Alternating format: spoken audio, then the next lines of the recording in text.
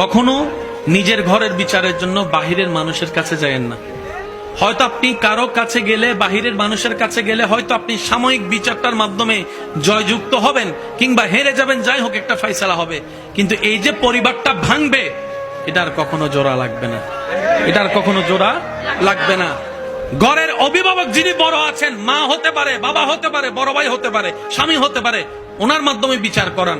আপনারা চার দেওয়ালের ভিতরে সমাধান করবেন। বাহিরের মানুষ যেদিন ঢুকে যাবে সেদিন পরিবারও ধ্বংস হয়ে যাবে। কথা বলেন ঠিক কিনা? সম্পর্ক নষ্ট হয়ে যাবে, ঠিক কিনা? সেজন্য যাই কিছু করেন 5 জনের ভিতরে রাখেন। আর 2 ভাই 3 ভাই যদি মিল বেশি না হয়, এক রুমের মধ্যে বেঁধে দিবেন, মারামারি কর আর যা কর, মিললাই বাইর হইস। তোরা মারামারি কর, কাটাকাটি কর, তোদের ব্যক্তিগত ব্যাপার, কিন্তু দরজা থেকে যখন বাইর হবি, ভাই বোন একসাথে আসবি। এবার বলেন, না মিলা কোনো উপায় আছে? স্বামী স্ত্রী ভাই বোন পরিবারের যতই যাই কিছু হোক, এক ছাদের নিচে থাকলে অনেক কিছুই হয়েছে, হচ্ছে, হবে, এটা সবারই হয়। কারোটা বাহিরে আসে, কারোটা বাহিরে আসে না। পার্থক্য এতটুকুই, পার্থক্য এতটুকুই। একটা জিনিস বড় অবাককর বিষয় কি জানেন? মানুষ যে সম্পত্তির জন্য সম্পর্ক নষ্ট করে, যে সম্পত্তিটা যাদেরকে দেওয়ার জন্য, যেমন বাবা ভাইয়ের সাথে দুশ্মনী করলো সম্পত্তির জন্য, এই সম্পত্তি যেন আমার সন্তানরা পায়, এটাই চাওয়া। কি আজব ব্যাপার! এক সময় সেই সম্পত্তিটাই তার জন্য কাল হয়ে দাঁড়ায়। নিজের ছেলে মেয়েরা সম্পত্তি নিয়ে মারামারি করে, বাপ মাকে বাদ দেয় না একবেলা। মনে রাখবেন, টাকা সম্পত্তি থাকলেও জ্বালা, কিন্তু থাকলে বেশি জ্বালা।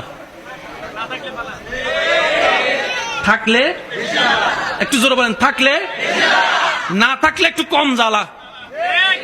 যার নাই তার টেনশন একটা, আহা নাই। যার আছে তার টেনশন, কেমনে ধরে রাখবো, কেমনে বাড়াবো, কেমনে বাক করবো, কারে কি দিব, কে কোনটা ভাইয়া খুশি হবে, কে কোনটা ভাইয়া নারাজ হবে, হাজার টেনশন।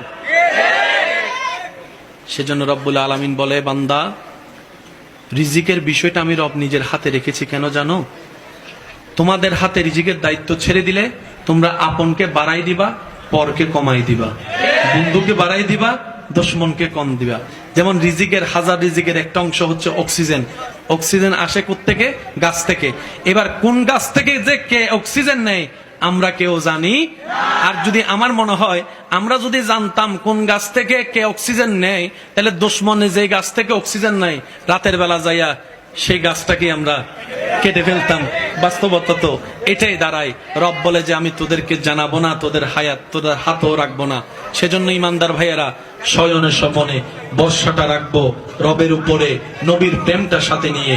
রবের উপর যে বর্ষা করার মতো করতে জানে, রব্বুল আলামিন ছোট্ট ছোট্ট পিঁপড়াকে পর্যন্ত খাওয়ায়, ছোট্ট ছোট্ট পিঁপড়াকে পর্যন্ত খাওয়ায়, ছোট্ট ছোট্ট পিঁপড়াকে পর্যন্ত রব্বুল আলামিন খাওয়ায়।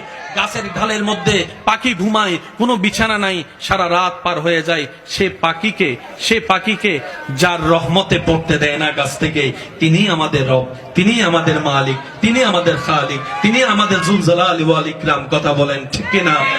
আমাদের রাজ্জাক, আমাদের আল্লাহ, আমাদের রহমান, আমাদের আল্লাহ, আমাদের রাহিম, আমাদের আল্লাহ, আমাদের গফুর, আমাদের আল্লাহ, আমাদের গফফার, আমাদের আল্লাহ, আমাদের খালিক, আমাদের আল্লাহ, আমাদের হায়াতের মালিক, আমাদের আল্লাহ, আমাদের মওতের মালিক, আমাদের আল্লাহ, আমাদের ইজ্জতের মালিক, আমাদের আল্লাহ, আমাদের জ্ঞানের মালিক, আমাদের আল্লাহ। আর সেই আল্লাহ হচ্ছে ইন্নাল্লাহা আলা কুল্লি শাইইন কাদির। যেহেতু এমন একজন রব আমাদের আছে, টেনশন করার কোনো দরকার। নবীর প্রেমটার সাথে নিয়ে, নেক আমলের শক্তি নিয়ে, রবের দরবারে সম্পূর্ণ সর্বোচ্চ বিশ্বাস তাওয়াক্কুল রেখে যদি চলতে পারি, আগুনের পথ একদিন মসৃণ হয়ে যাবে। বলেন সুবহানাল্লাহ।